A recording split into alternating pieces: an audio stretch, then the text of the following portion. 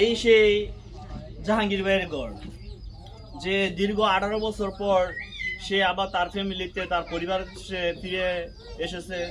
তো ফিরে আইসা যে যাওয়ার সময়, বিদেশ যাওয়ার সময় যে আপনার ঘরবাড়ি ছিল, জায়গা জমি ছিল, তা বিক্রি করে সে বড় একটি স্বপ্ন নিয়ে সে প্রবাসে গেছে।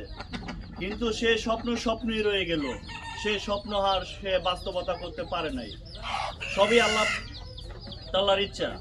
তো এখন বর্তমানে সে দীর্ঘ 18 বছর পর যে সে নিজের ফ্যামিলিতে ফিরে আইছে। তো এখন বর্তমানে এই যে তার ঘরটি, আর বর্তমানে সে মানে এতটা অবস্থায় খারাপ আছে, সে জেলা হসপিটালে ভর্তি আছে। সে নিজের বাসা এবং কি নিজের যে কথাবার্তা সে কিছুই বলতে পারে না। তাকে ইশারার মাধ্যমে যা কিছু বলতে তাকে ইশারার মাধ্যমে।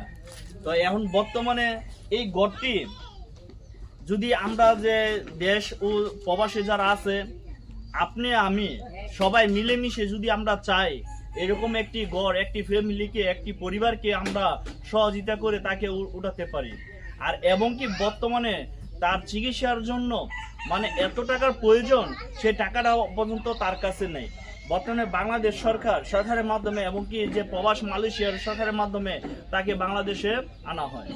তো এখন বর্তমানে যে অনাথ হসপিটালে ভর্তি আছে, এখন তার মানে সাক্ষাৎকার নেওয়ার জন্য আমরা আসছি, কিন্তু এসে দেখি সে হসপিটালে ভর্তি।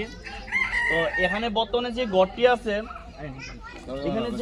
আছে, এই ঘরটি মানে এরকম অবস্থা, এই ঘরে তো একটি মানুষ মানে মানুষ বসবাস করার মতো সেই যোগ্য এই ঘরটি না।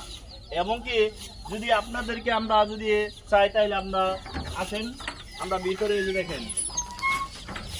দেখেন মানে এরকম একটি অবস্থা। এই গরমে যে সে বসবাস করবে বা এই গরমে যে মানে কিনে কিছু রাইখা সে খাবার খাবে, সে পরিবেশ নাই। তো যদি আমরা চাই, আমরা মিলেমিশে আমরা যারা দেশে প্রবাসে যারা আছেন, শুধু আমি এই জিনরামপুর এলাকাবাসী যারা আছেন শুধু তাদের উদ্দেশ্যে বলবো না, আমি বলতে চাই আমাদের সকল প্রবাসী এবং কি আমাদের চর অঞ্চলে, আমি মনে করি আমাদের চর অঞ্চলে আমাদের একটি গর্ব, যারা প্রবাসে আছে রেমিটেন্স যোদ্ধা, তাদের মাধ্যমে একটি ফ্যামিলি যে কোনো মুহূর্তে তারা ইচ্ছা করলে সবকিছু করা সম্ভব। আর আমাদের এই চর অঞ্চলে অনেক ফ্যামিলি প্রবাসে আছে। তো আমি সবার কাছে একটি অনুরোধ করতে চাই, সবার কাছে দুই হাত জোড়ে আপনাদের কাছে রিকোয়েস্ট করতে চাই, এই ফ্যামিলিটা, এই জাহাঙ্গীর ভাইয়ের পাশে আপনারা সবাই দাঁড়ান। আর এখানে বর্তমানে যে হাকিম ভাই আছেন, এই হাকিম ভাইয়ের কাছ থেকে আপনারা কিছু সাক্ষাৎকারের মাধ্যমে আপনারা তার কাছ থেকে কিছু শুনেন যে বর্তমান